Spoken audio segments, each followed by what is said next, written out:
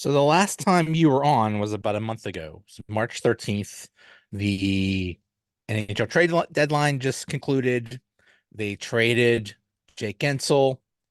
All hope was lost, and we were talking about what couldn't they have gotten more for Jake?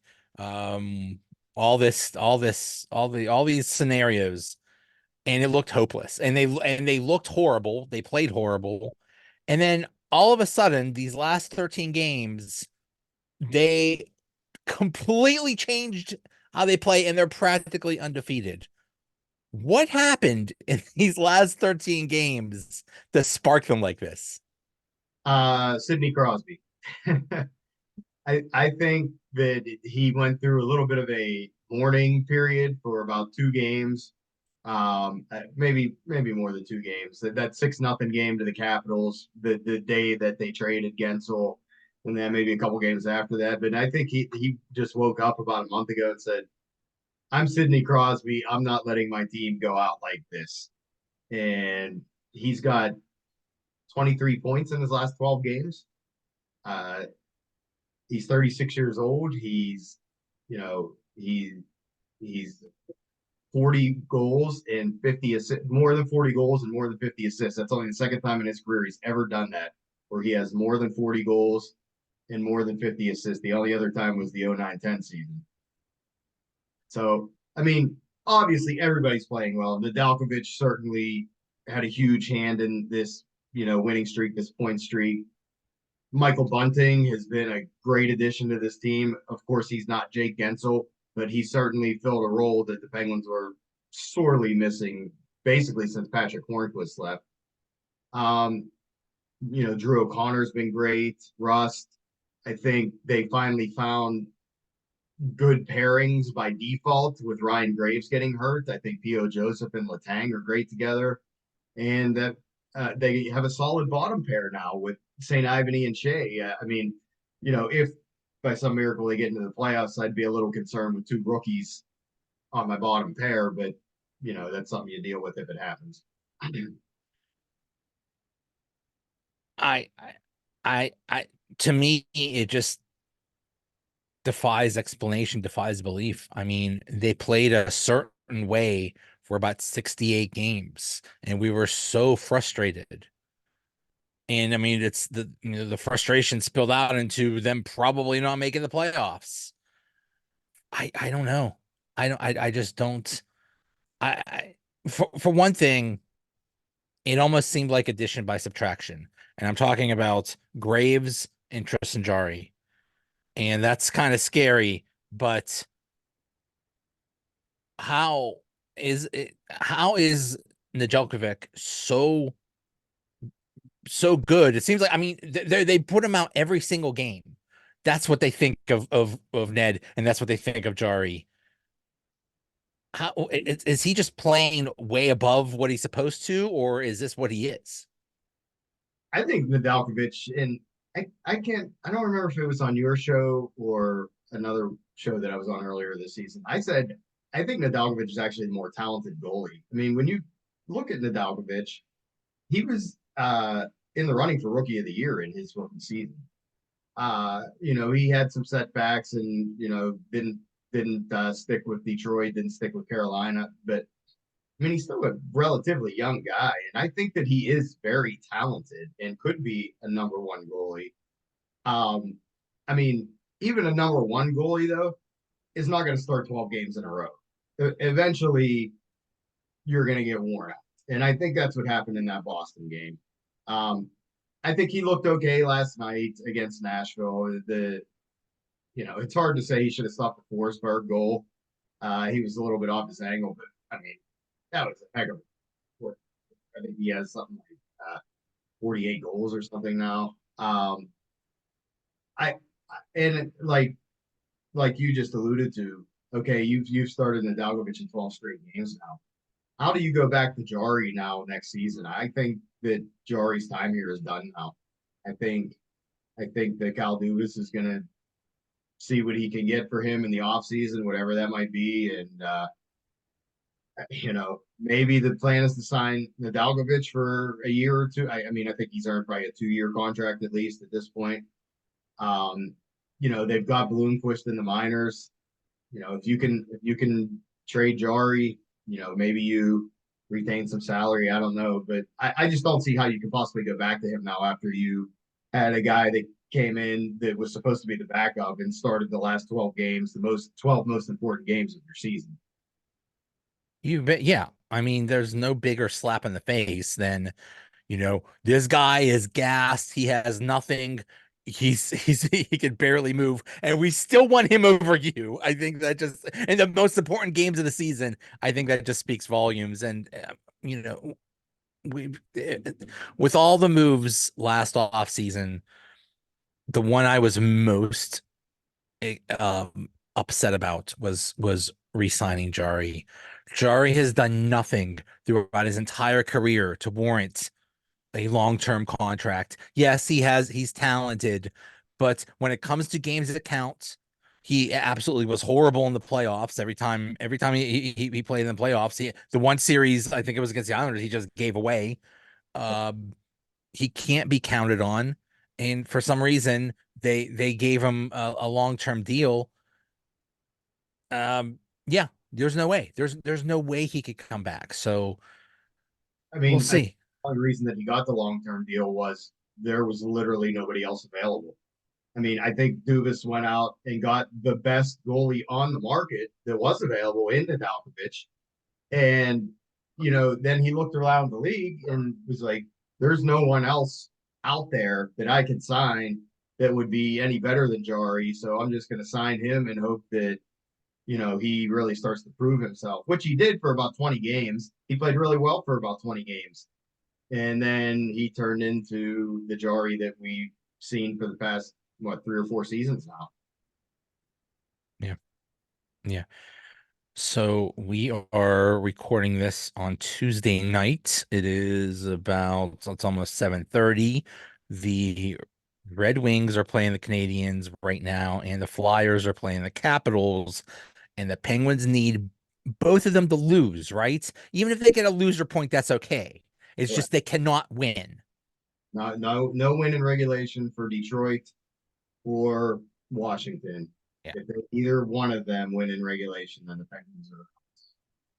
Yeah, I've seen the Penguins have a 14% chance of doing this. And as we as we talked about before the recording, it would be very funny if the Red Wings lost and the Capitals lost, and then the Penguins lost to the Islanders the next night. That would be hilarious and not surprising at all given their history. Given their history with the Islanders, wouldn't put it past them.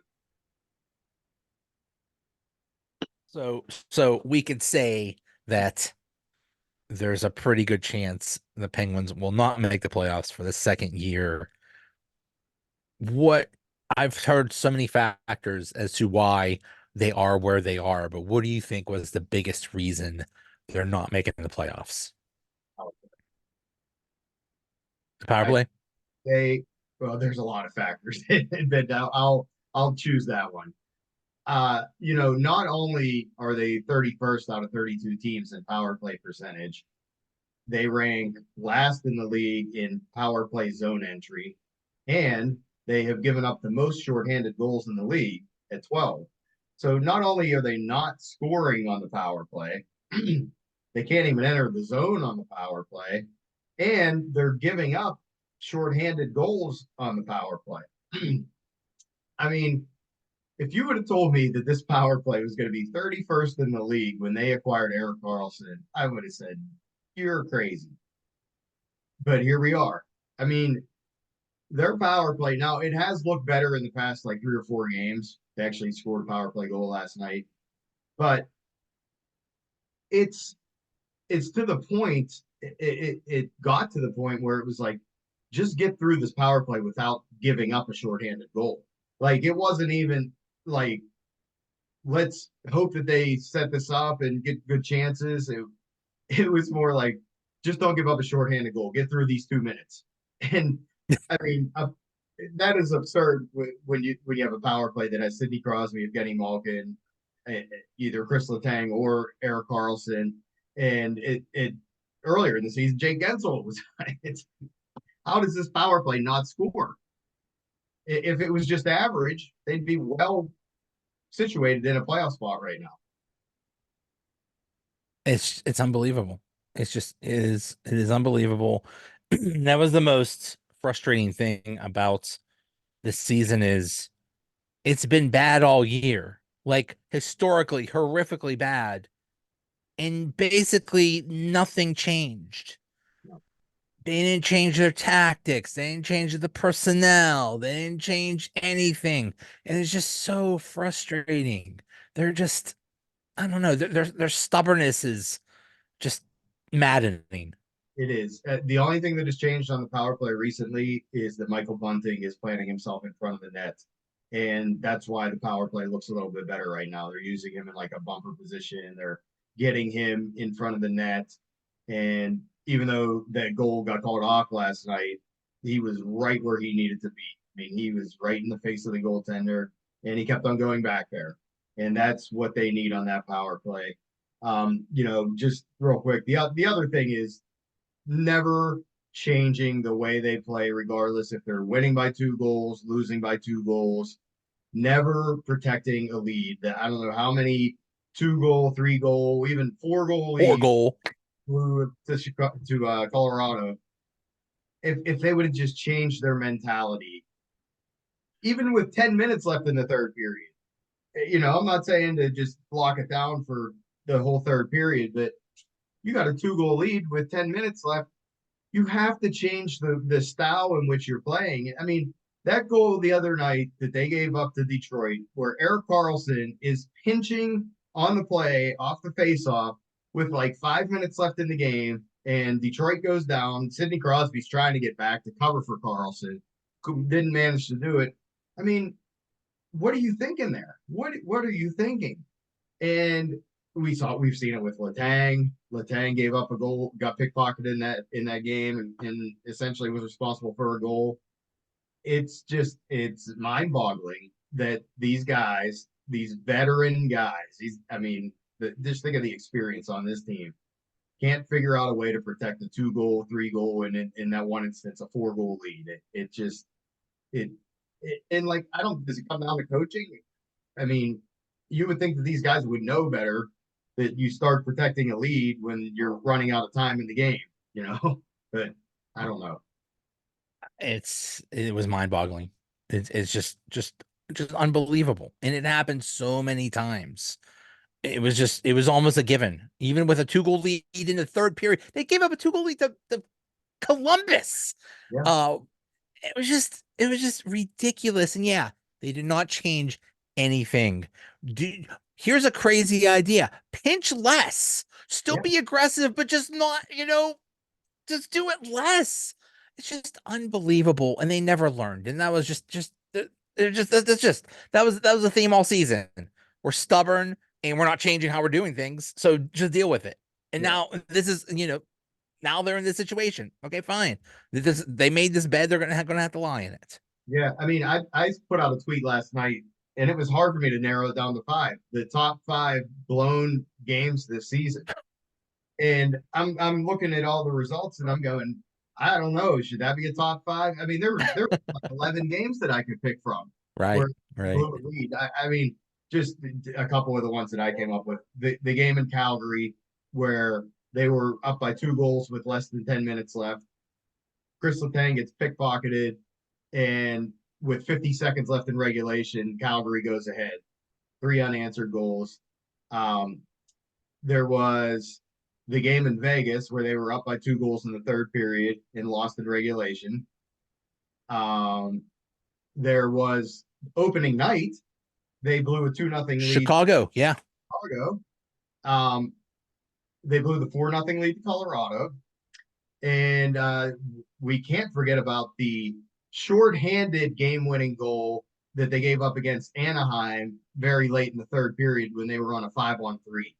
And the guy came out of the box, went on a breakaway, and scored on Jarry and game-winning shorthanded goal against Anaheim.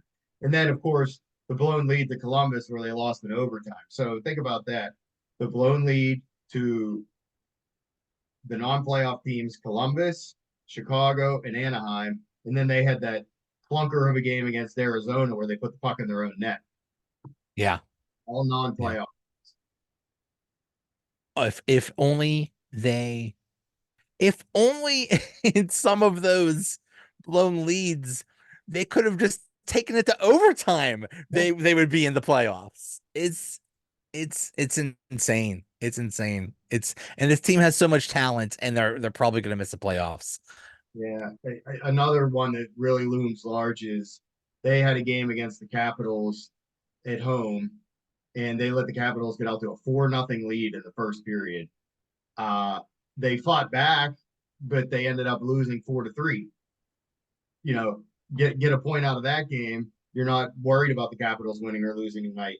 You get a point out of that. You don't give Detroit the point last Thursday. You're not worried about them winning tonight. We have breaking news. I think I know what you're going to say. The Canadians have scored. It is 1-0 Canadians in the first period. See that. Oh, I don't trust them with the lead, just like the Penguins. Well, last night Montreal had like what a 4-1 lead or something like that. 4-1 And then lead. they were possessed by the ghost of Chris Letang and Erik Karlsson, and they gave up that up and that lost in overtime. Yep. Yeah, I mean, uh, I'm never rooting for the Flyers to ever win, but I am rooting for the Capitals to lose, and I'll just leave it at that. Um, was getting Erik Karlsson a mistake? I'm still going to say no because they still got rid of all those bad salaries, all those bad contracts in getting him. And like this is going to sound terrible, but I don't think he could be any worse than he was this season. And that's a shame too, because the first like 20 games of the season, I was like impressed by how well he was playing defense. There was about a 20 game stretch where I was like, hey, he's not nearly as bad on defense as I thought he would be. And then I don't know what happened after that, but he turned into Sergei Gonchar in his first year, if you remember that. I mean, that was a train wreck too. So, maybe he'll get better. Maybe a whole season playing just with Pedersen, like if they keep these pairings together, maybe that'll create some sort of synergy. But just his decision making, and I mean, maybe it says something that I think he's only been in the playoffs like 6 times in his career, maybe 7. Uh, maybe that says something about him. I don't know, but I mean, he played his 1,000th game the other night. I think he's made 1,000 bad decisions just this season. Pretty much. Pretty much. Yeah. Yeah. In theory, having an offensive defenseman that doesn't play defense in Karlsson and Chris Letang eating up most of your minutes was maybe not the best idea, but Yeah, I mean, like I said, that's what happened. it's still, you have to consider they got rid of all those bad contracts. Of course, they're giving up their first round pick this year, but I mean, it's going to be pick 16, 17, whatever. It's not going to be a great pick anyway. So Yeah. Yeah. So they've done so well these past 13 games. Do you think they'll look at that and say, you know what, we don't need to really make that many changes. Let's just, let's just keep everybody and hope we get better next year because we finally figured it out. no, I think Dubas realizes what this team actually is. I think that he's going to try to move Raquel. I think he's going to try to move Riley Smith. I don't think that he's going to be able to move Ryan Graves, but I think he would like to. I think he's going to try to move Jarry. Um, they got to get younger guys in here, and you know they'll probably have some open spaces. Jeff Carter's I'm most likely going to retire, I would think. Though honestly, like for what he is, fourth line center, I thought Carter had a pretty effective season. He had like 10 goals. I mean, he only has two less goals than Raquel. You know, he has you know Riley Smith, Jeff Carter, and Ricardo Raquel pretty much have the same amount of goals, which is crazy when you think about it. But he'll most likely retire. Um, I think Benstrom is a good bottom six guy. Maybe Jaeger comes up here. You got to infuse this lineup with youth. I mean, I love what Shea and St. Ivany are doing right now. They're just kind of steady third D pairing guys.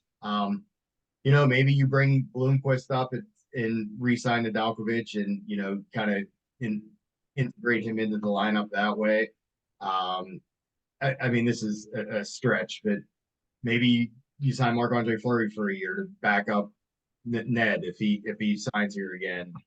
If Fleury even wants to play again, who knows? But yeah, I don't think Dubas is going to be like, well, we did good towards the end of the season there. I think we'll just keep everything status quo. I think he knows that he's got to get rid of some of these dead weight contracts. I mean, Riley Smith, what a disappointment. Raquel just, he had that great first season here, and then they signed him that long-term deal, and he's never been as effective as he was in that first year. Um, so if he can find takers for those guys, and honestly, I think what he's going to try to do is just stockpile draft picks, second round picks, third round picks, fourth round picks. Stockpile the draft picks, see what you can get. They might not be all in this year's draft; they might be future draft picks, but and then root for Carolina to win the Stanley Cup. So they inherit a first round pick by doing that too. So we'll see what happens, but no, I think that there are going to be some pretty significant changes. Dubas has said many times we need to get younger. So I think he has seen the light that yeah, I mean because I believe right now that the Penguins are the oldest team in the league. I think he has figured out and hey, he's been at this for less than a year. Well, and all of those moves he made last year, we loved them. We loved all of them. On paper, Graves would be great. And getting Riley Smith and all those moves he made, they on paper they sound great. So I mean, you really can't blame him. It just didn't work out. Yeah, I mean, if you want to criticize some of his moves, you also have to give him credit for some of the moves. Signing Nadalkovich, I mean, he's been the backstop for all these wins. Lars Eller was a great pickup. I think he's been a really solid guy in that third line. Matt Nieto, he got hurt. Who knows? He could have been a stabilizing person on that bottom six. Uh, he signed a bunch of guys that have come up from Wilkes-Barre. Like I know they're not contributing, but it added the depth in the organization. He re-signs a Hornet. He's been up and down with the Penguins. Earlier in the season, it was Hinostroza. They're not guys that are like contributing like John Gruden. He signed these guys for depth in the organization, and they did come up and contribute at different points during the season. So, like I said, for there's definitely moves that you criticize him for, but how could he have possibly known that Riley Smith was going to be this bad? I mean, I watch a lot of Vegas Golden Knights games. I have a best friend that lives out in Vegas. I go out there. I go to Vegas Golden Knights games. I watched probably 50 Golden Knights games last year. Riley Smith was on the score sheet every night, not goals and assists, block shots, penalty killing. Of course, he contributed with goals too. He was a solid player for the Golden Knights the last 3, 4 seasons. And when they acquired him, I'm thinking he's going to be a great addition to this lineup. And he's been so disappointing. It's like he doesn't care. That's what it looks like. Looks like his heart is still in Las Vegas. Oh my goodness, buddy. That's a You shame. you changed. It's not that bad here. We put fries in our sandwiches and our salads. It's not that bad here, man. Like you're getting a We have chance. a casino. Go Yeah. go to the Rivers Casino. Yeah.